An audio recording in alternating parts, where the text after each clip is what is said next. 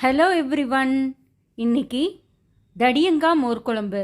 தடியங்காய்னா தண்ணிக்காய், பூசணிக்காய் எது வேணால் சொல்லுவாங்க. இது எப்படி செய்கிறதுன்னு பார்க்கலாமா? வெள்ளை பூசணிக்காயை ஒரு ஃபுல் வேக வச்சு எடுத்துக்கோங்க. கடாயில் 2 டேபிள் ஸ்பூன் தேங்காய் எண்ணெய் விட்டு எண்ணெய் சூடாகட்டும்.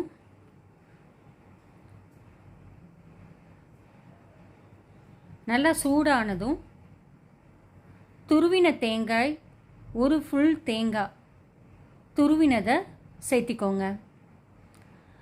இதை நல்லா தேங்காய் சாதம் பதத்துக்கு நல்லா வறுத்துக்கோங்க. அதோட 5 பச்சை மிளகாய் இதையும் சேர்த்திட்டு நல்லா வதக்கிக்கோங்க. இது கூட ஒரே ஒரு வரமிளகா சேர்த்திருக்கேன். கூட 2 டேபிள் ஸ்பூன் ஜீரகம். இது ஒரு கோர்ஸ் பேஸ்ட்டாக அரைச்சி எடுத்து வச்சுக்கோங்க. 1 கப் தயிர் இதையும் எடுத்துக்கோங்க. இதையும் நல்லா கோர்ஸாக பிளெண்ட் பண்ணி எடுத்துக்கோங்க. ரெண்டையும் கலந்து ஒரு பாத்திரத்தில் தனியாக வச்சுக்கோங்க. வாணலியில் கலந்து வச்ச கலவையை முழுதுமாக சேர்த்துருங்க. இப்போது அதுக்கு தேவையான மஞ்சள் தூள், தேவையான உப்பு ரெண்டையும் சேர்த்து கலந்து விட்டுட்டு வேக வச்ச தடியங்காய் வெள்ளை பூசணிக்காவை சேர்த்திட்டு இது கொதிக்க விடாமல் உடனே இறக்கிடுங்க. தாளிக்கிற கரண்டியில் 2 டேபிள் ஸ்பூன் தேங்காய் எண்ணெய் விட்டுக்கோங்க. அதில்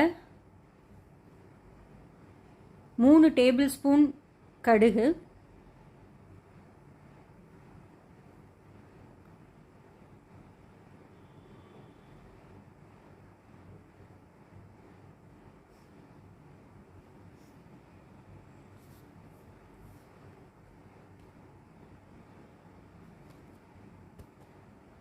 கடுகு நல்லா வெடிச்சதுக்கப்புறம் கருவேப்பிலை, காஞ்ச மிளகா ரெண்டையும் சேர்த்தி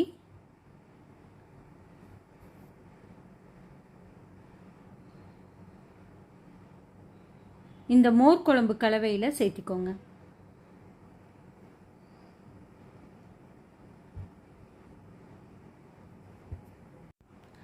தாளிச்சதை மோர் குழம்புல சேர்த்திட்டிங்கன்னா அருமையான தடியங்காய் மோர் குழம்பு ரெடி. ட்ரை பண்ணிவிட்டு சொல்கிறீங்களா? பாய்.